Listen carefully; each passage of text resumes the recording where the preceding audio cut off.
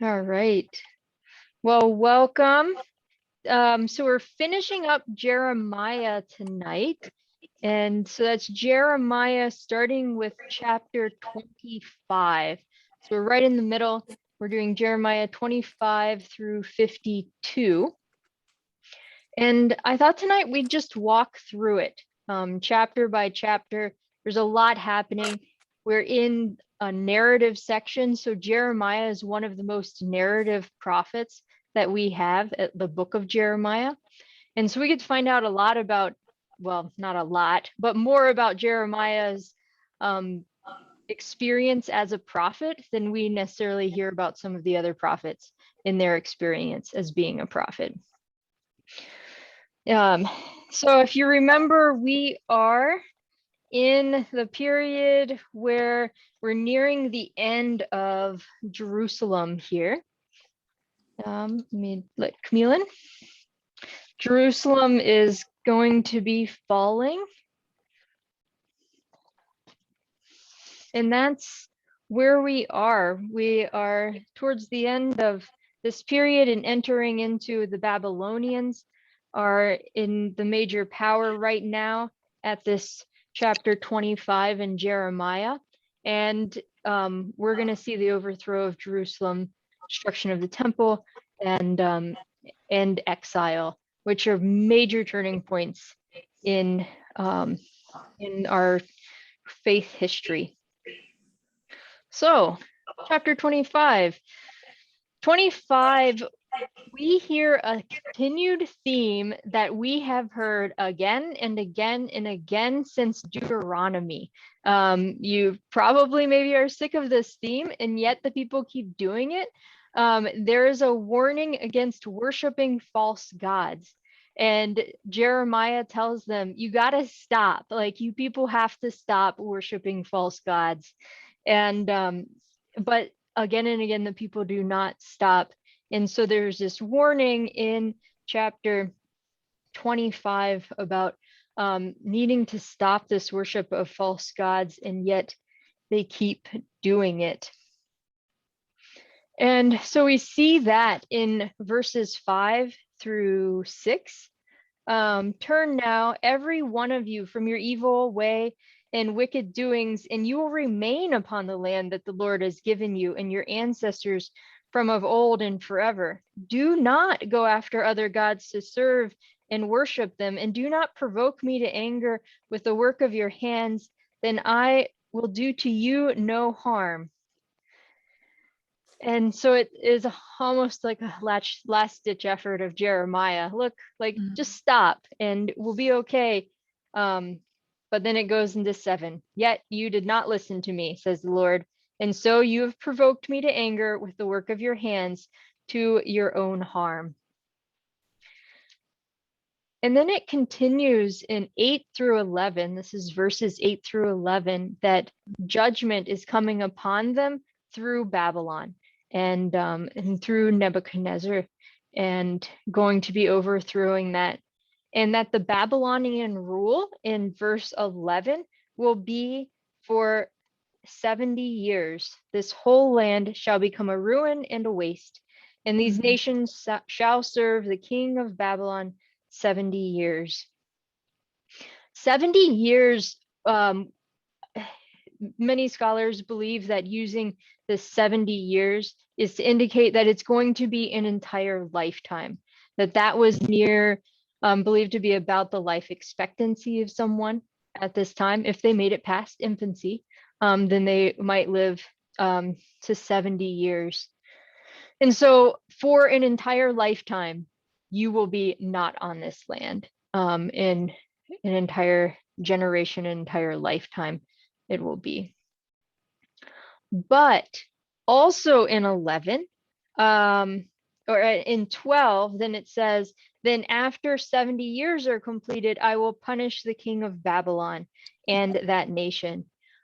So telling the people, you are being punished for 70 years, but it's not because the Babylonian king, like, God is better than God. It's that the Babylonians will also be punished for what's going to be for their role too. Because if you look at it from the Babylonian perspective, This is encompassing all of the different nations. And so we're hearing the prophecies from the Israelites and the Judeans about this and about how why God is angry at them. And because God's angry at them, because of what they've done, that's why they're losing their land. Then you have the other nations who are also in this area, who they are also being attacked by Babylon. And there's prophecies against them in Jeremiah 25:2. And these prophecies are also against them and saying that the other nations are also being punished by the Israelite God for the things that they did too, and the reasons why they're being punished. But at the same time, if you are a Babylonian, the Babylonian prophecies are saying things like the great god Marduk is so great that Marduk is getting rid of all the other minor gods, and the great god is taking over. And so you have the Babylonians who are proclaiming that they are having success because of the Babylonian gods. And so this piece right here saying that the Babylonians will also suffer by the hand of God is saying, no, this is not happening because the Babylonian God is so great. That's not why this is happening. And so it's also speaking against that. And then we have in 14, verse 14, for many nations and great kings shall make slaves of them also, and I will repay them according to their deeds in the work of their hands. One of the questions that we can ask scripture is, like, if this is truly about the Israelites and God, and the Israelites not following God, not following them, then why would other nations also be suffering for these things? Because other nations are not underneath, like they're not according to this, not God's people, and weren't following God, weren't part of that original covenant with that, but yet they're still going to be suffering. And we have in Jeremiah, the second half of Jeremiah, almost half of the second half is about prophecies against other nations. From chapters 46 to 51 is prophecies against foreign nations and what all they've done. And our answer kind of lies all the way back to our first class in chapter 1, verse 5, where Jeremiah was called to be a prophet to the nations. Jeremiah was not called to be a prophet to Israel. He's not called to be a prophet to Judah. He was not called to be a prophet to just a small group of people, but Jeremiah was called to be a prophet to the nations. So his prophecies were intended to be speaking to everyone, and everyone was included in these prophecies, although they're tailored based on the different nations as well. So as we get further into chapter 25, we get into verses 15 through 29, and we hear about some of the prophecies that will be coming against Egypt too. We've got this.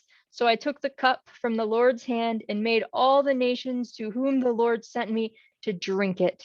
And in there, 19, Pharaoh, the king of Egypt, and his servants, his officials, and all his people. And this is the cup of wrath that they're being told to drink from. Now, Egypt kind of makes sense why Egypt would be in this list, for Egypt was an ally and worked with Israel under Hezekiah, created a treaty, if you remember, with Israel against Assyria. And they were warned against that by God and told not to do that.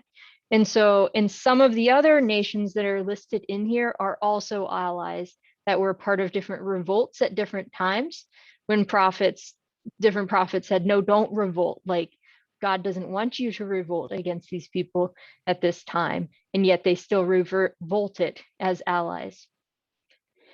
But not all of them are. And so it's not just that the nations that are listed were allies in different treaties. Some of them that are listed are just in the area and would have been affected by Babylon, but they weren't necessarily allies with Israel.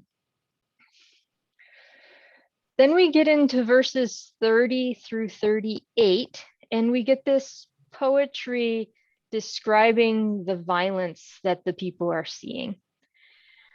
And shepherds used in this instance would have been the rulers of the different nations. And we really get through this poem the amount of violence and human suffering that people are experiencing in this time.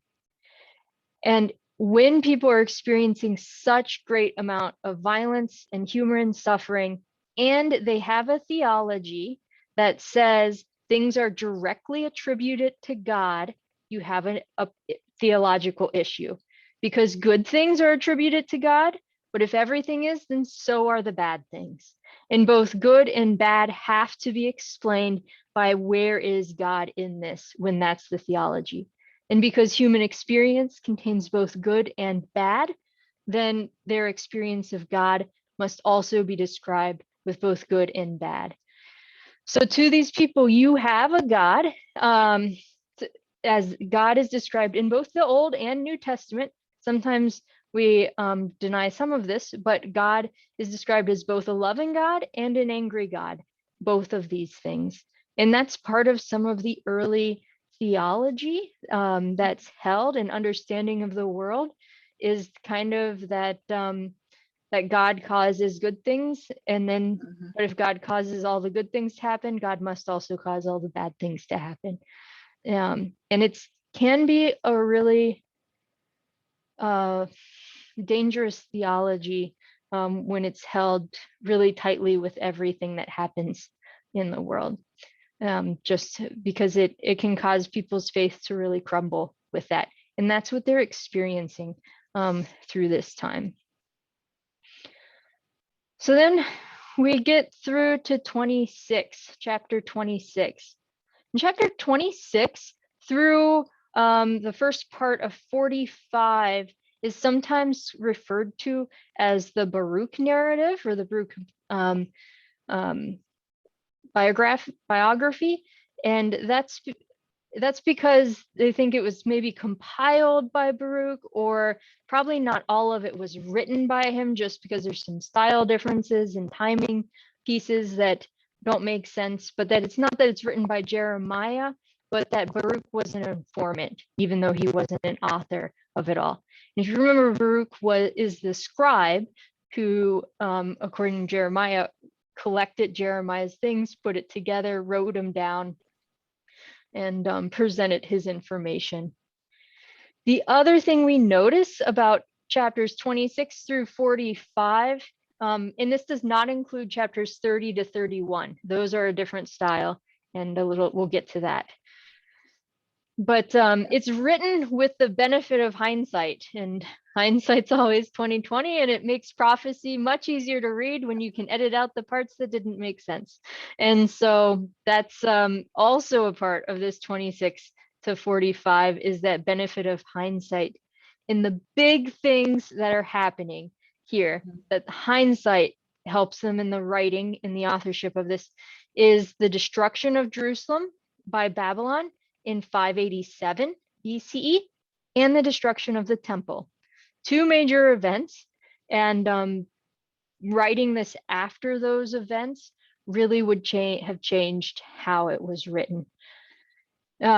So as we jump into 26, chapters 26 within this Baruch narrative, 26 to chapter 29 is all about false prophets.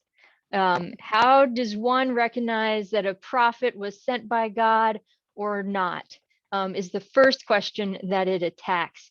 And to answer this, we can turn all the way back to Deuteronomy, and because Deuteronomy gives us that answer. Deuteronomy chapter 18, verse 22. And anybody have a guess what the answer is? How do you tell a true prophet from a false prophet? Well, no, I don't know the answer to that, but I do know that in 26, Jeremiah is saying, do with me what you want. Know this, if you kill me, my blood is on your hands and on this city and its inhabitants. For in truth, the Lord has sent me to speak all these things in your hearing. And then they kind of talk it all over and said, well, maybe we shouldn't kill him. Yeah.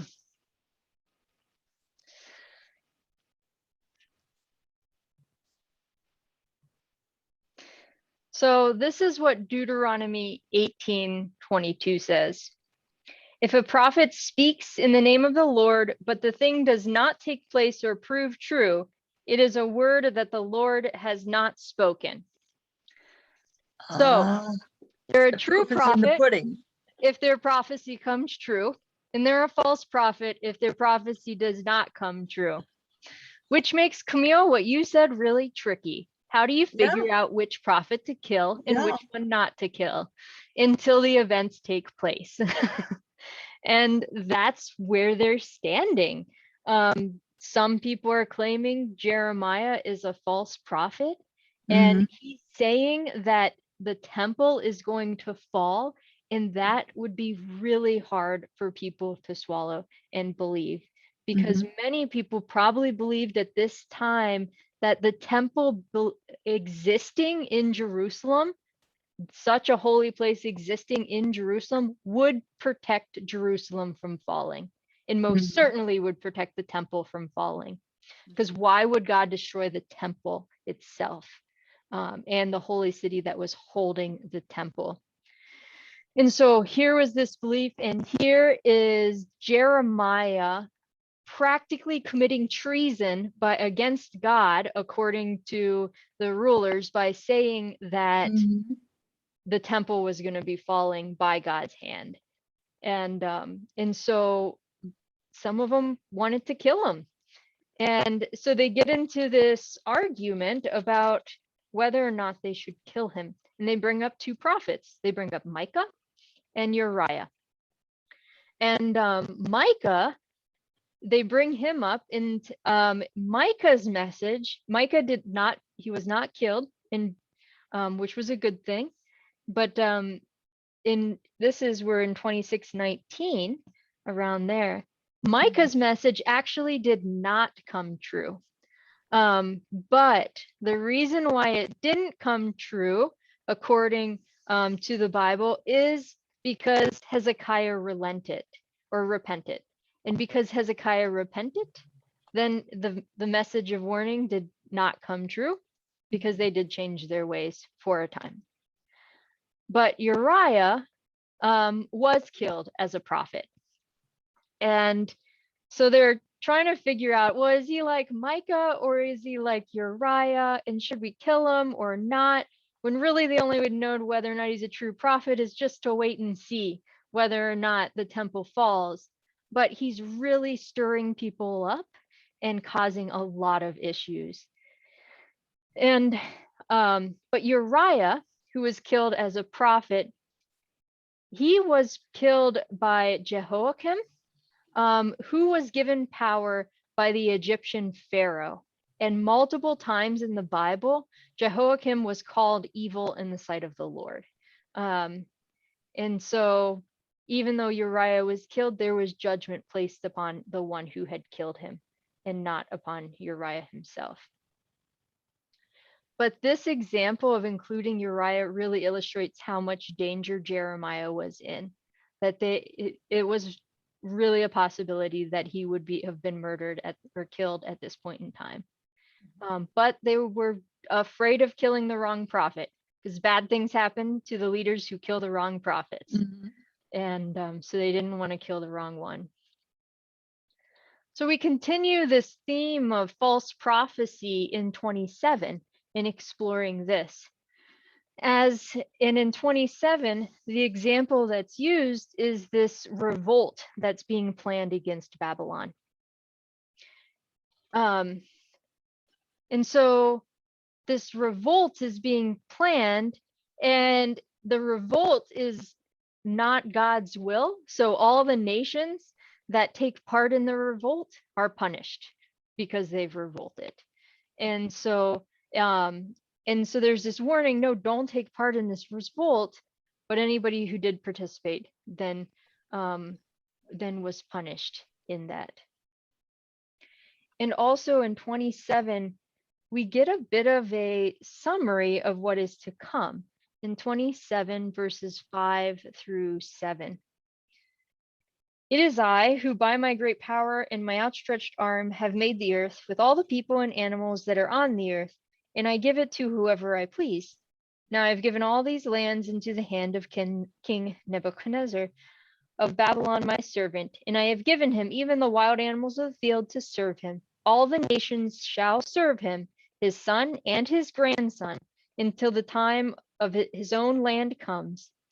Then many nations and great kings shall make him their slave. And so it's how many generations? 3 generations from here, you will still be in exile. And in what is to come, foreshadowing that with the benefit of hindsight, I'm sure. Then we have also in 27 verses 19-22, just to remind you, it talks about here these vessels, the pillars. For thus says the Lord of hosts concerning the pillars, the sea, the stands, and the rest of the vessels that are left in this city. The sea is not like water itself. The sea is a really large metal basin, probably made of bronze. And the pillars would have had probably bronze in them, the stands and the vessels. And these were objects that may have been in Solomon's temple. So objects that were carried over from that. The metal is taken by the Babylonians to Babylon in 586. And they would have been like metal can be melted down and reused. So good reasons why they might have taken it. And that's documented in 1 Kings 25 that these are taken, but they're not melted down when they're taken, and they're not broken apart, and they're actually returned by Cyrus in 538. And that's mentioned here, but also in Ezra chapter 1, that those are returned by Cyrus. And those are seen as a hopeful symbol that these would be returned someday and held on to as that piece of hope. Maybe I'll pause there in these first couple chapters.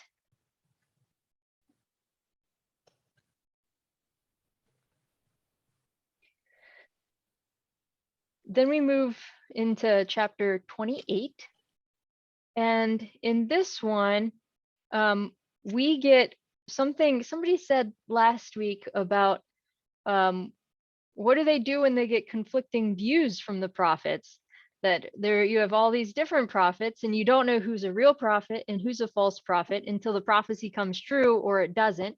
You're afraid to kill them because if you kill the wrong one, bad things are going to happen. And so what do you do? In 28 talks about these 2 prophets, Jeremiah and this other prophet who did not agree at all. And Hananiah actually speaks out against Jeremiah's prophecy and goes over to Jeremiah and takes off this wooden yoke that he has on his neck to say, like, the world is ending. And he takes it off, breaks it. I imagine him just like breaking it over his knee, throwing it down and be like, see, I broke his yoke. So it's obviously not a true symbol. Otherwise it wouldn't have broken. And Jeremiah, it says the prophet Jeremiah went his way.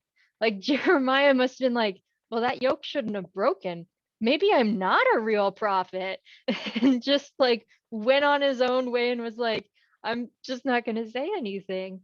But then receives another call from God to go back and say, Hananiah, you're going to die within the year. And comes back and repeats his prophecy about what's going to happen to Jerusalem and the temple. And Jeremiah's prophecy does come true that Hananiah dies within a year. 7 months later, Hananiah is dead. And so this is kind of saying that, look, this Jeremiah is a true prophet. And there were signs along the way that told you this, like you should have seen this, even if there were other prophets that were speaking out against Jeremiah. Here was one of those signs that showed you he was a true prophet. Then chapter 9 is the end of our section on false prophet. 29 is the end on our section of false prophets. And so speaks a little more about the false prophets, but we get into a different section after 29.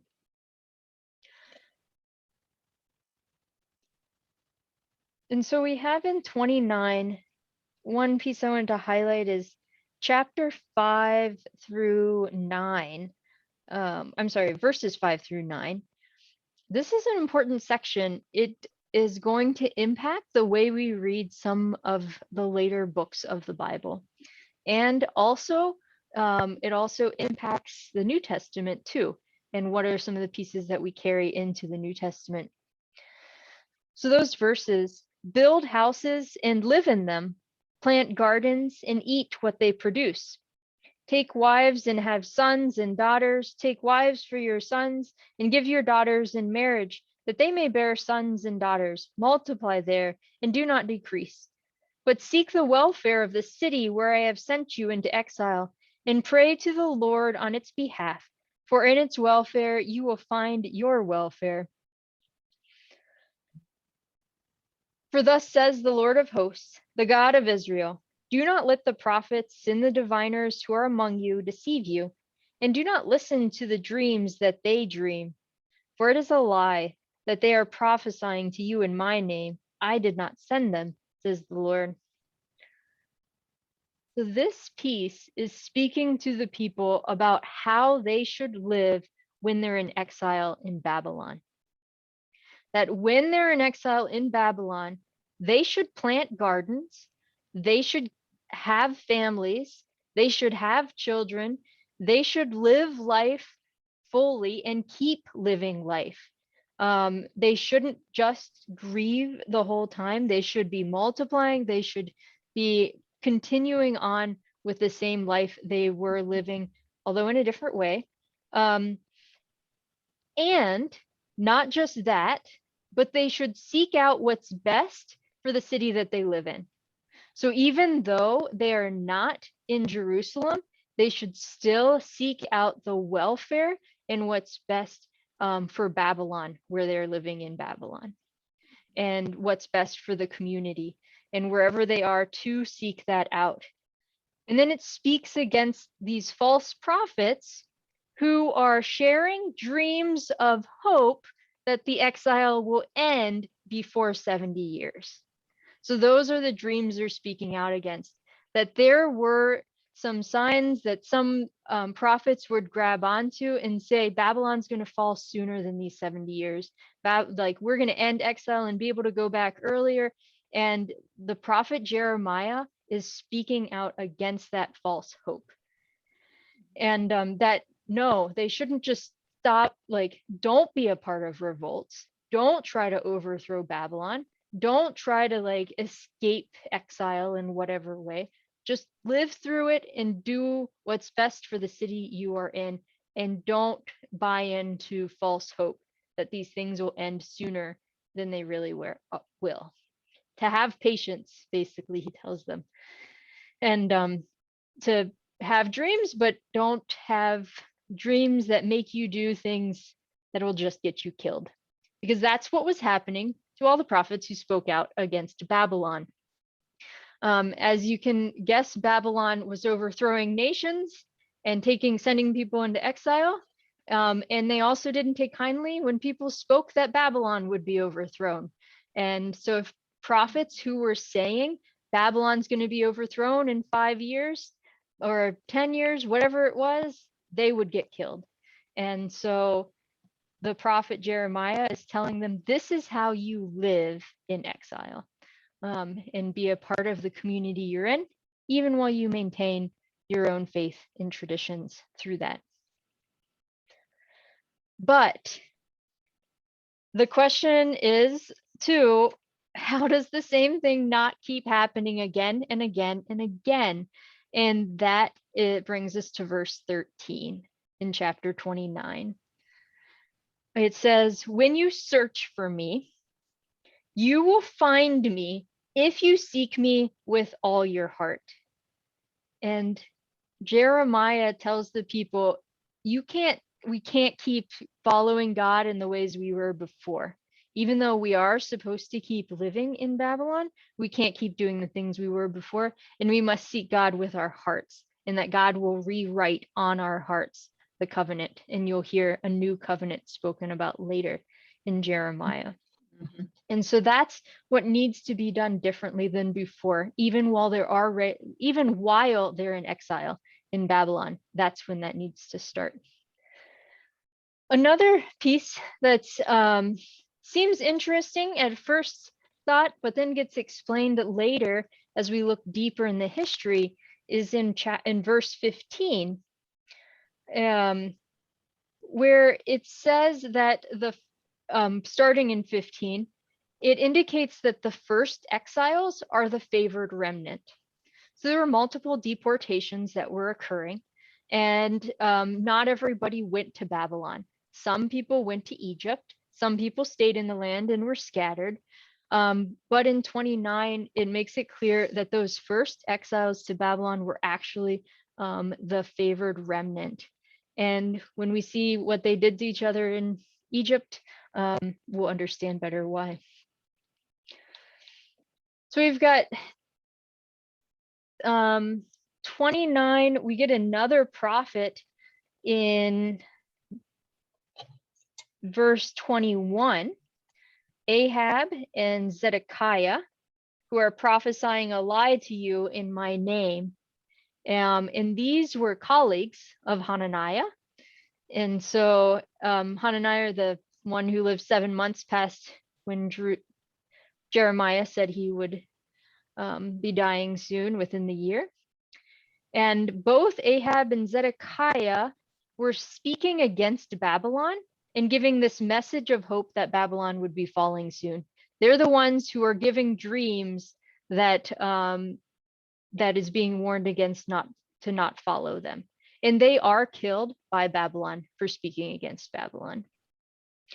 And then we get this prophet, Shemaiah, who wrote a letter back to the temple from Babylon. He's part of this remnant, and he's condemning the temple overseer in Jerusalem for not arresting Jeremiah earlier, and must write just a scathing letter against Jeremiah. And the overseer at the temple, though, the priest, was actually friends with Jeremiah. And so the overseer gives this letter to Jeremiah. And so Jeremiah writes a letter back to this guy and is like, no, that's like, you're actually the one who's going to be condemned. And so we get to see this one side of that letter back to the other prophet. And that closes out our section on false prophets. Any thoughts or reflections on false prophets or the Jeremiah up to here? I don't know. If you're talking about the guy in the street, he's got to be scratching his head all the time. I mean, really, really. I mean, to whom do you listen? I mean, and some of these prophecies, if the proof is in the pudding, the prophecy has to come true, then they have to wait a very long time before some of Jeremiah's prophecies come true. And as we go on, Jeremiah, God love that man. He sure did put up with an awful lot of garbage from everybody. I mean, we haven't even gotten to the part where he's thrown in the cistern. And he's been imprisoned, he's been mocked. I'm sure he was not a popular man of the time. So I'm sure he was shunned and ridiculed and in danger of his life every time he turned around, at least, you know, when we're reading it in 1 week rather than over several years. Right. it had to be very, very difficult to stick to your guns. I don't know, maybe God put a damper on the human part of him, which would have said, run, you idiot, find a hole. Well, and as we read in the first half, there were times when Jeremiah said, I can't do this. Yes, right. Like this is heartbreaking. I can't do this anymore. And Right. I mean, even just in what we just read, Jeremiah just walked away after that yoke was broken and was like, I'm done. Yeah. Unfortunately, God was not done with him. So then we get into, anybody else have any thoughts on false prophets? Otherwise, we'll get into hope now.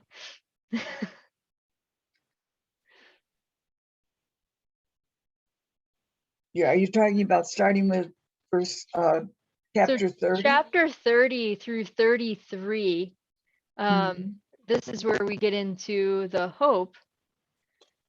And John just shared, if people were worshiping other gods, I would have hoped they would have looked at their behavior.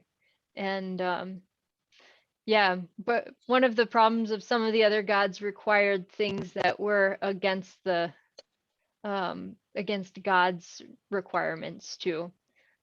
Things like they say a couple times with the child sacrifice in pieces.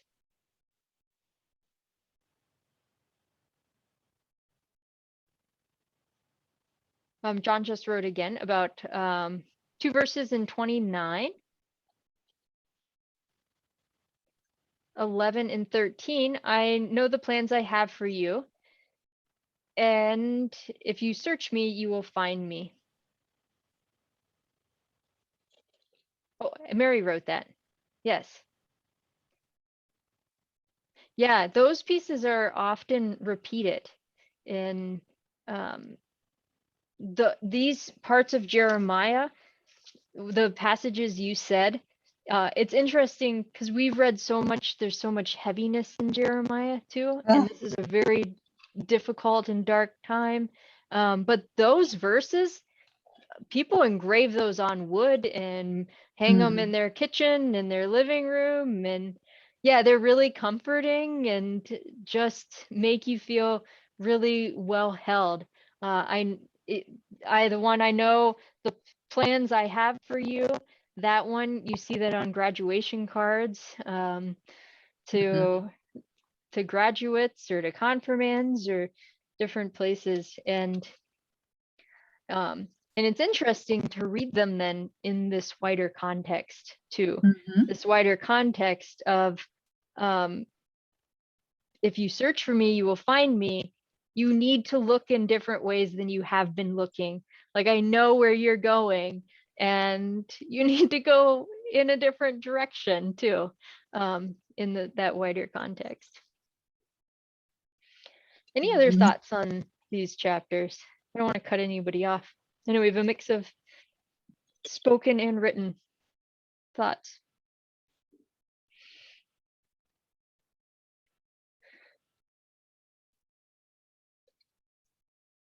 No, I'm jumping ahead to I think it's chapter 31. Yeah, so 30 through 33 are another section.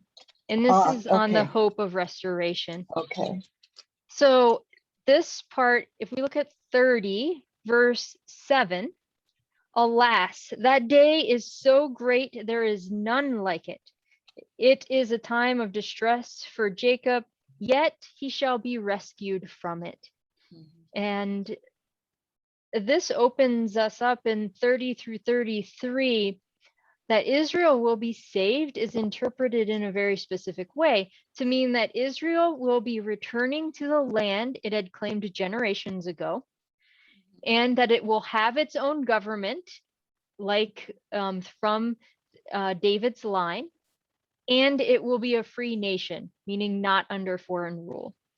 And that is those three things are very specific and still impact a lot of our international policies and treaties and politics now in that area and among other nations too. And so this hope of restoration is understood very literally, as in many contexts, that literally they will be going back to the land where they were, and literally they will have a government like that of through the David's line, and literally will be a free nation, not under foreign rule. And then in 30, as we go on and we come to chapter 10 through 11, this piece seems to be added later based on its style, and it talks about that it's not the end, that I will make an end of all the nations among which I scattered you, but of you I will not make an end. And it's kind of an interesting piece because it's not talking about an end anywhere else. And so it's thought that this may actually be a response to Amos chapter 8, verse 2. That it was in Amos chapter 8, verse 2, it says there's a full end to Israel. And that wasn't always taken super well.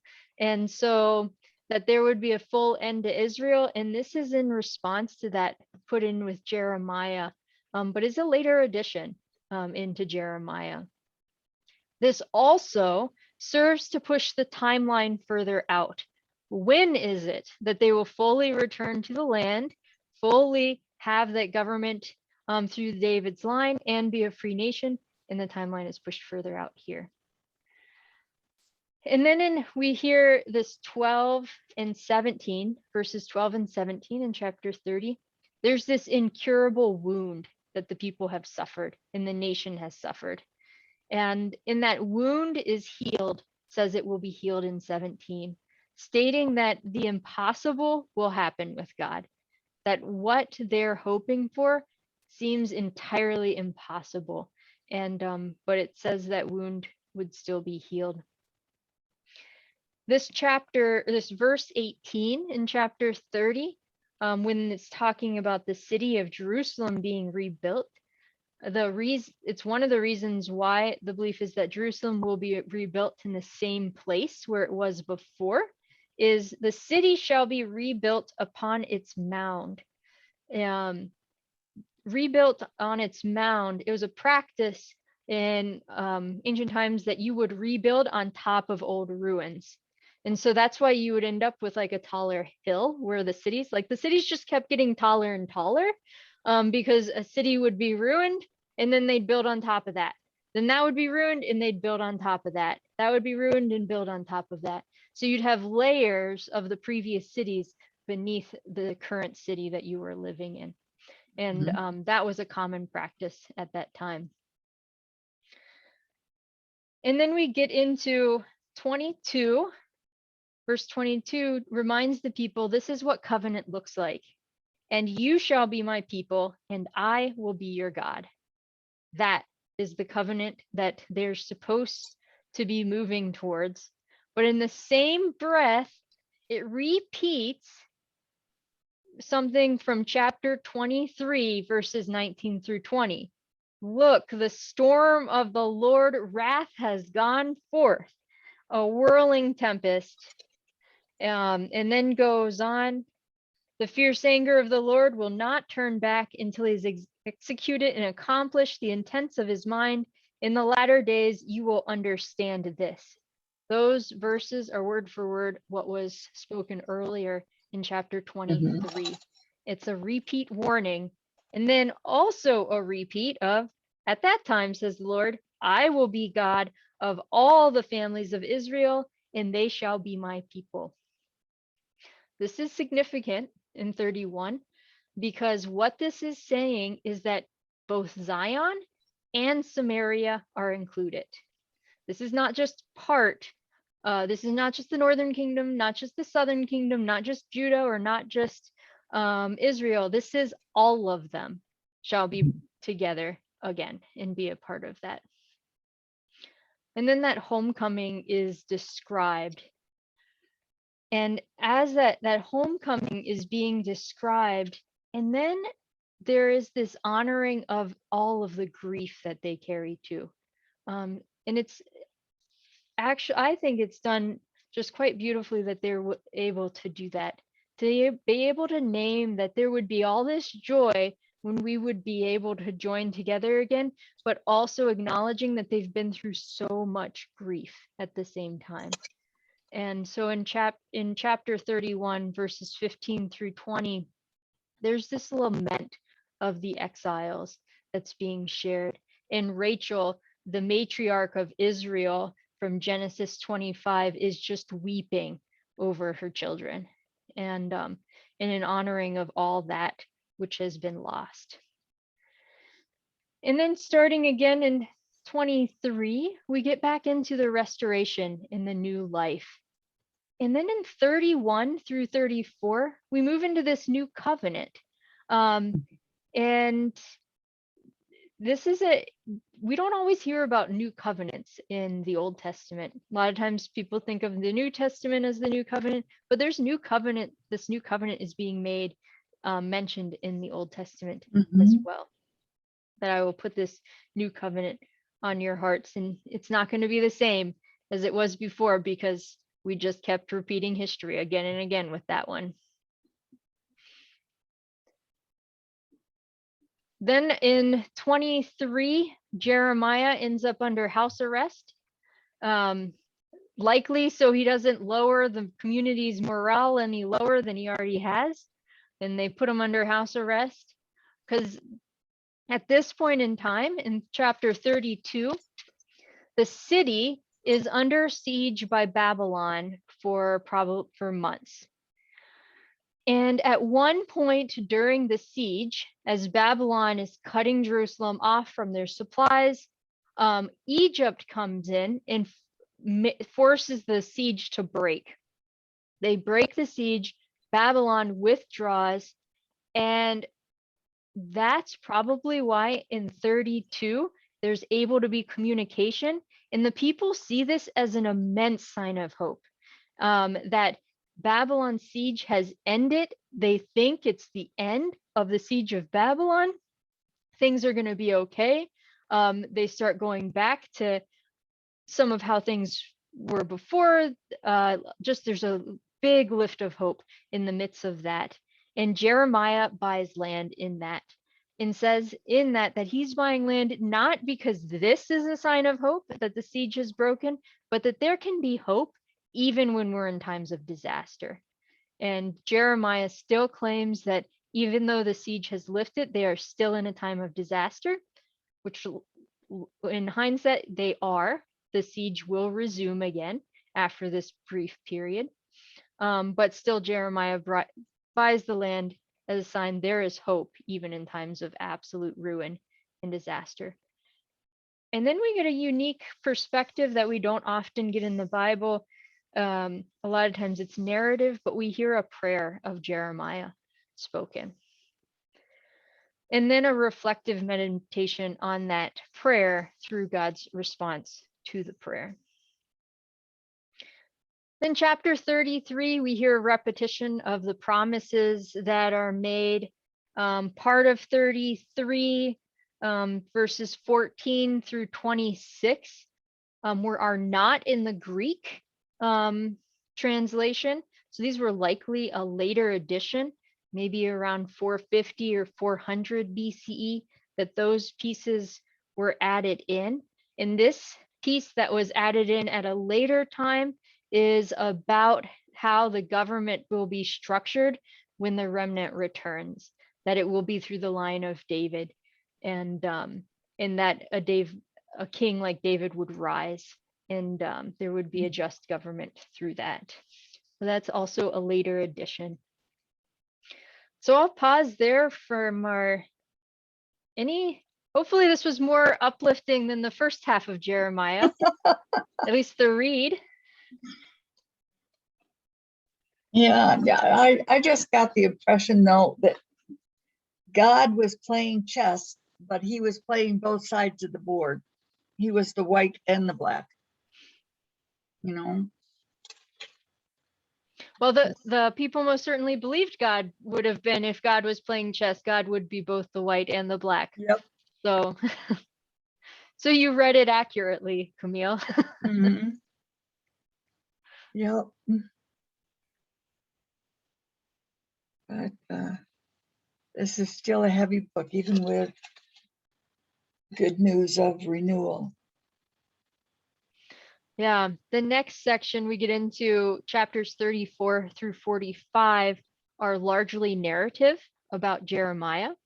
So hopefully you found those interesting. This is like probably around 588 to 587, because that's when Jerusalem is under siege by Babylon. And that's where this narrative is telling us about. So in 34, we hear what's happening during that temporary lift of the siege at Jerusalem. And we hear how, like, why God is so angry at the people, or how evil these people really are.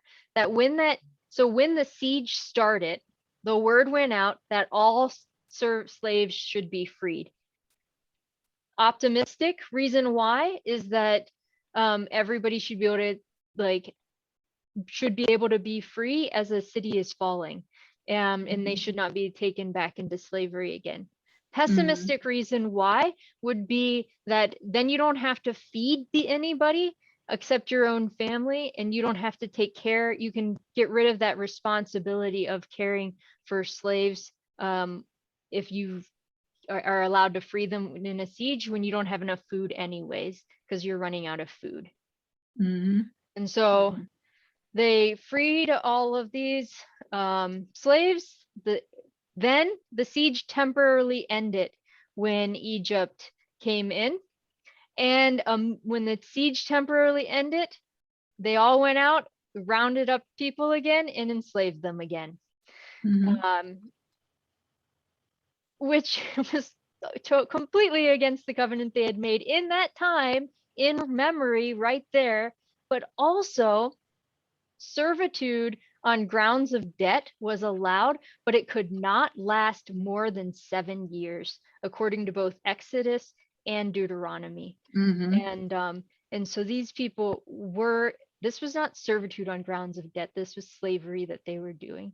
And what's the difference between them? I'm not sure. Like, it's slavery either way. But so they were working against Exodus and Deuteronomy, and against just that, pointing out just how awful they were to each other in this time. And verse 17 and 18, I think. Yeah. Or, oh man. Therefore says the Lord, you have not obeyed me.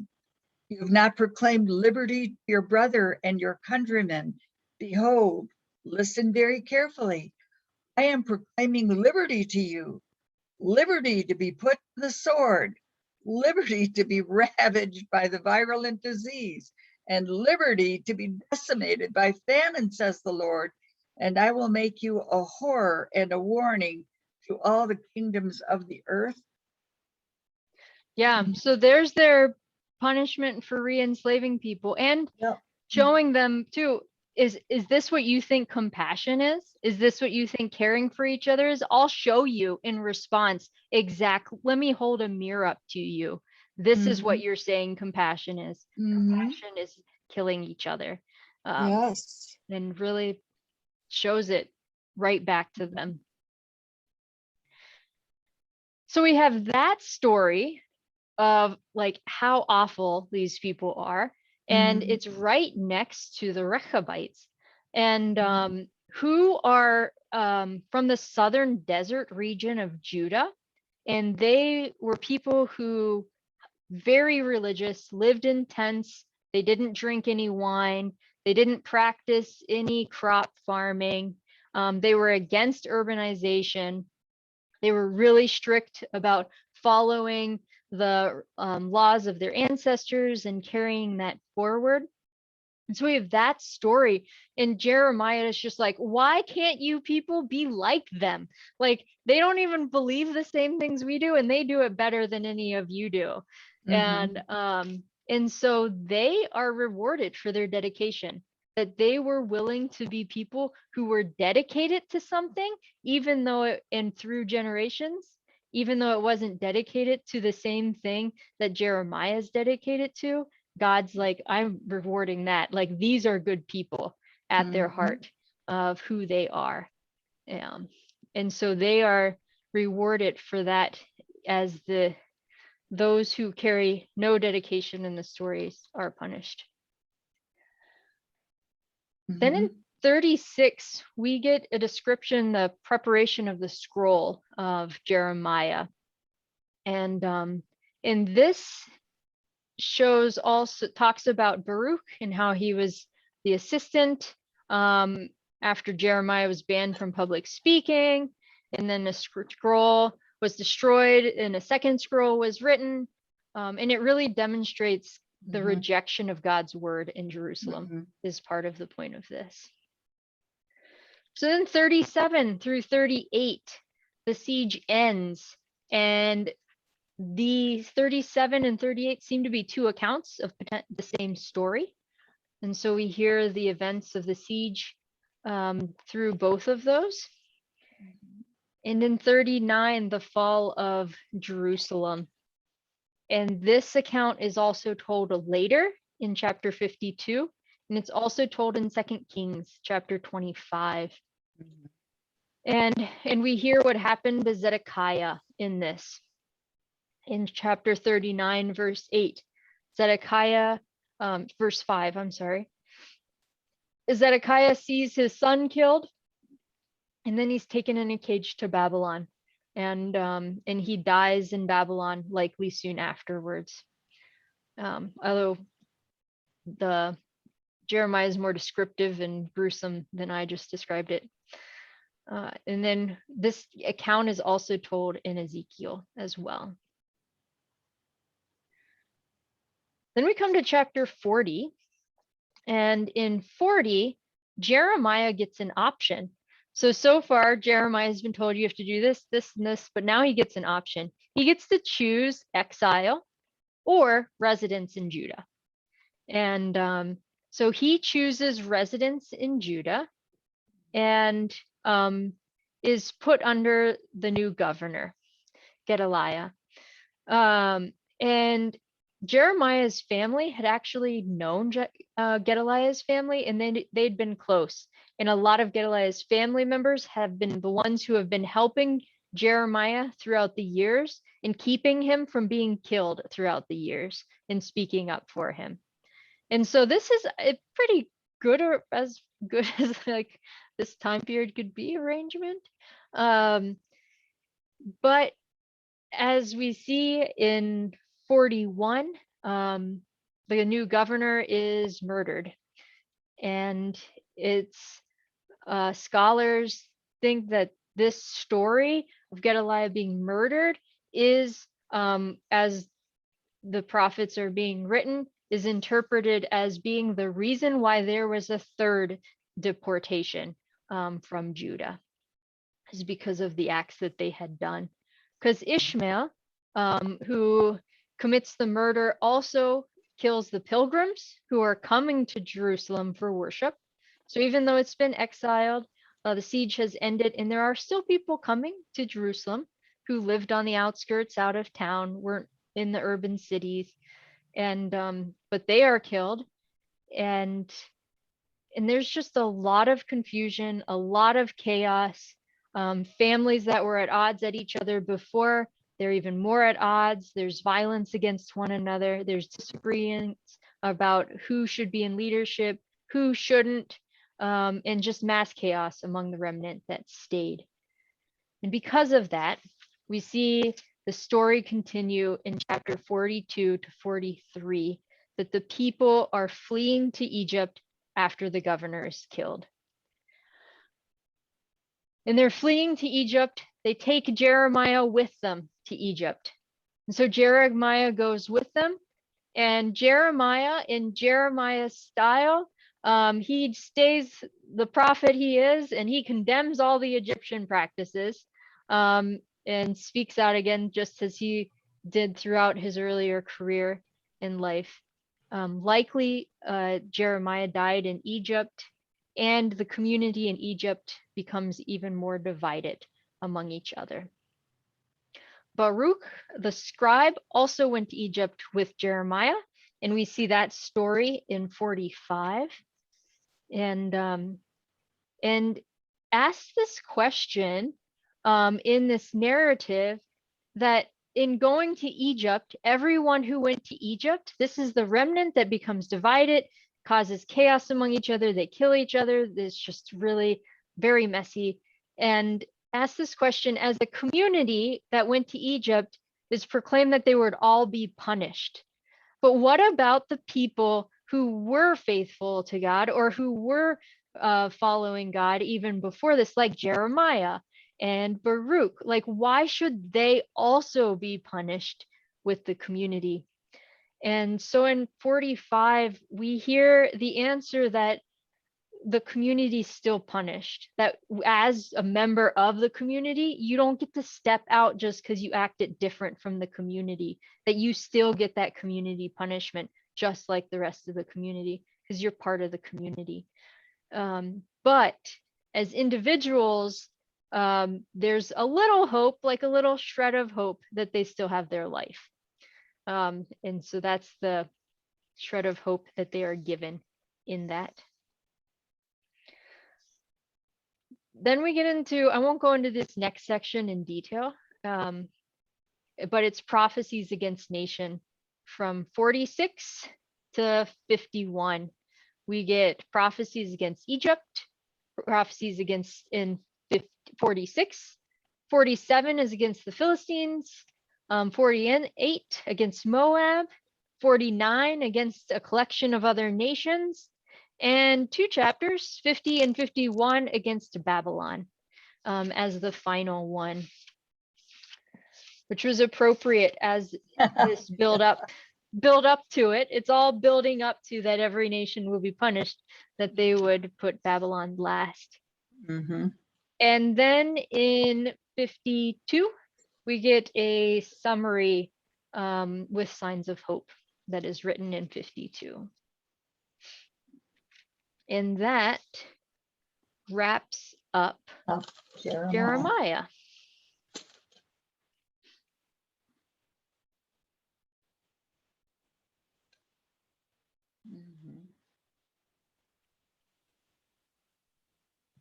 Okay.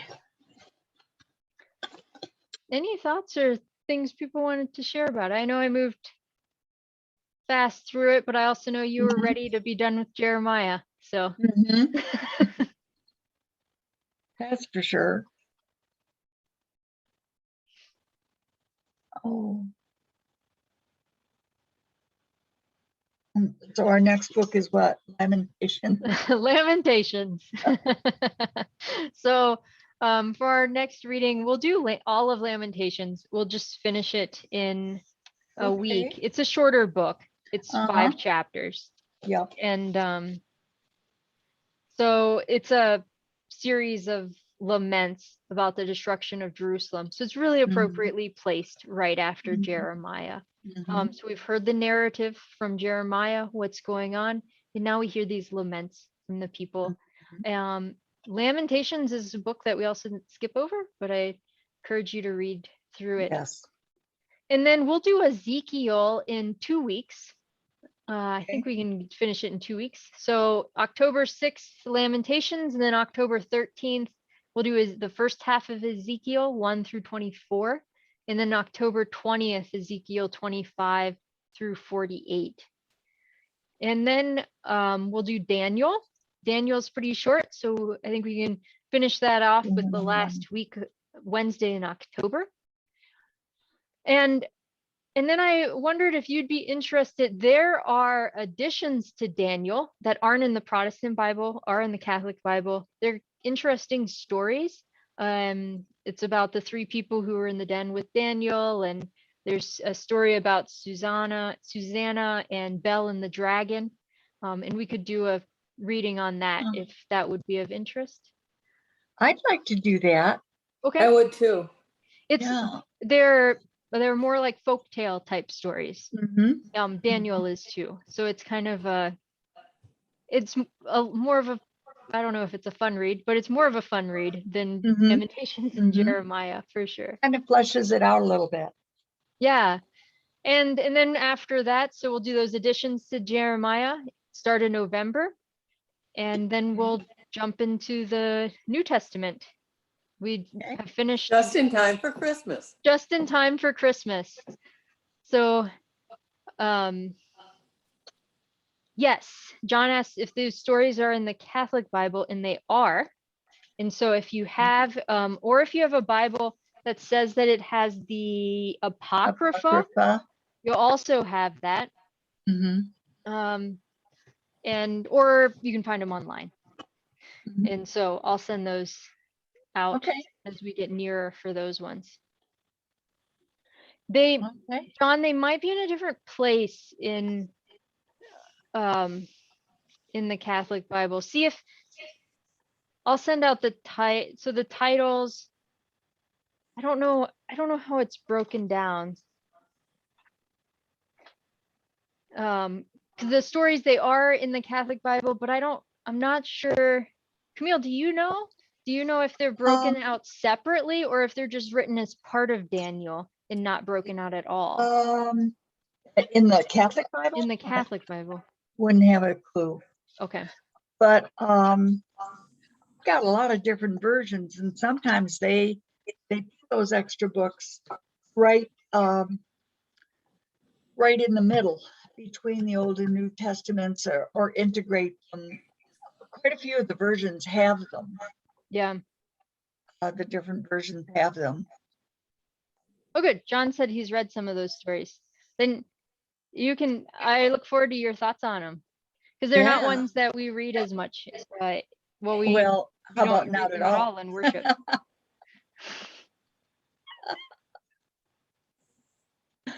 Oh yeah. gosh.